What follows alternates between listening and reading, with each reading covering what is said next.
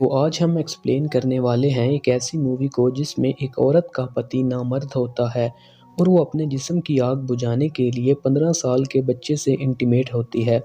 तो वीडियो को शुरू करने से पहले हमारे चैनल को सब्सक्राइब कर दें। तो कहानी की शुरुआत में हम देखते हैं सर्जियो को, जो कश्ती चला रहा होता है।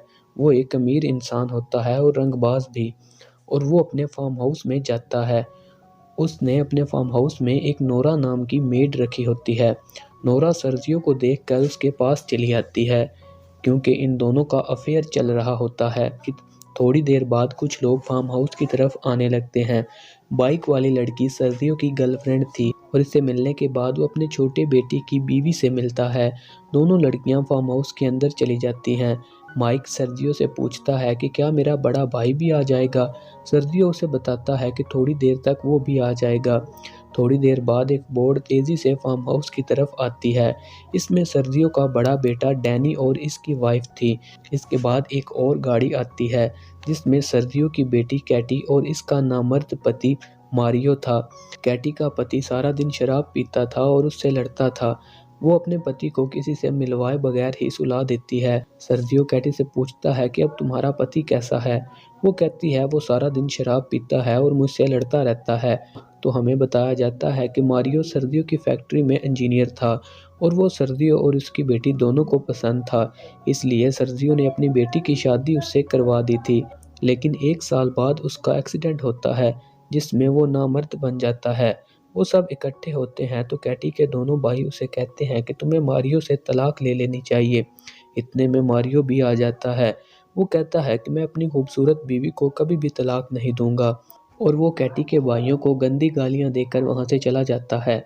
उन्हें बहुत गुस्सा आता है लेकिन वो कुछ नहीं करते। सर्जियो का बड़ा बेटा अपने बाप की गर्लफ्रेंड के साथ इंटीमेट हो रहा होता है। इन दोनों में अफेयर था जिसके बारे में सर्जियो नहीं जानता था। कैटी इनके कमरे के बाहर से गुजरती है तो इनकी आवाज़ें सुनकर वो भी गर्म हो जाती है। वो जल्दी से अपने पति मारियो के पास जाती है। वो मारियो के चिराग को रगड़ने लगती है, लेकिन मारियो में करंट खत्म हो जाता है। वो उसे गंदी गालियां देकर वहां से जाने को कहता है। वो वहां से जाने लगती है तो उसे बोर्ड पर एक लड़का फिशिंग करता हुआ दिखाई देता है। कैटी इसके पास चली जाती है। इस लड़के का नाम मिकी था, जिसकी उम्र 15 साल थी। कैटी उसे देखकर उसके पास बैठ जाती है और उससे बातें करने लगती है। वो उसे अपना दोस्त बना लेती है। मिकी कहता है कि मैं कल भी मछलियाँ पकड़ने आऊँगा। वो उसे अपना अच्छा दोस्त बना लेती है ताकि वो उसे इंटीमेट हो सके। थोड़ी देर बाद वो वहाँ से चली जाती है। अगले दिन कैटी मिकी का इंतज़ार कर रही होती है। वो इसकी बोट पर चली जाती है। थोड़ी देर बाद मिकी वहाँ पर आ जाता है। वो उसे देखकर खुश होती है। वो उसे अंदर लेकर जाती है और चूमने लगती है। वो उसे इस तरह से चूमने लगती है कि उसे भी मज़ा आने लगता है। कैटी मिकी को चाट रही होती है तो उन्हें एक लड़का देख लेता है जिसका नाम टोनी है। वो उसे अंदर लेकर जाती है और चूमने लगती है। वो उसके कपड़े उतार कर उससे इंटीमेट होने लगती है। टोनी ये सब कुछ देखकर और लड़कों को बुला लाता है। वो सब ये देखने लगते हैं। रात को मारियो नशे में सबको बुरा भला कहने लगता है। अपनी बेइज्जती होने के बाद सर्जियो का दिल कर रहा था कि वो उसे कत्ल कर दे, लेकिन अपनी बेटी का ख्याल करके वो उसे छोड़ देता है। कैटी अपने कमरे से बाहर आती है तो सर्जियो उसे बदचलन कहने लगता है। वो कहती है मैं बदचलन हूँ तो तुम नामर्द हो, तुम मेरी जिस्मानी प्यास को नहीं बुझा सकते। मारियो को बहुत बुरा लगता है और वो वहां से चला जाता है। वो कैटी की बात को सोचने लगता है तो उसे उस एक्सीडेंट की याद आती है जिसमें वो नामर्द हुआ था। वो रोने लगता है। अगले दिन कैटी तैयार होकर बोर्ड में चली जाती है ताकि वो उस लड़की के साथ इंटीमेट हो सके, लेकिन इस बार बोर्ड के बाहर एक लंबी लाइन होती है। कैटी बारी बारी उन सब लड़कों के साथ इंटीमेट होने लगती है। वो सारे लड़के एक एक करके अंदर जाते हैं और उसकी जिस्मानी प्यास बुझाने लगते हैं। वो सारे लड़के अपनी बारी का इंतज़ार कर रहे होते हैं।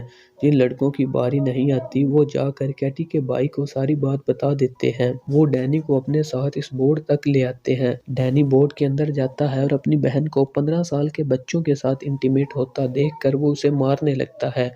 वो उसे अपने साथ लेकर आता है। मारियो उसे कहता है कि तुम कैसी औरत हो जो 15 साल के बच्चों के साथ इंटीमेट हो रही थी, मैं तुम्हें जान से मार दूंगा। वो उसका गला दबाने लगता है। वो मरने वाली होती है तो सर्जियो और उसके बेटे मारियो के सर पर कोई चीज़ मारकर उसे बेहोश कर देते हैं। वो सब मारियो को उठाकर फार्म हाउस के अंदर ले जाते हैं। जब उसे होश आती है तो वो उसे गाड़ी में बिठाकर एक पुराने रेलवे स्टेशन पर ले जाते हैं। वो उसे एक डब्बे में बांधने लगते हैं। सर्जियो कहता है कि हम इस डब्बे को आग लगा देंगे और दूसरी ट्रेन में बैठकर तुम्हें जलता हुआ देखेंगे।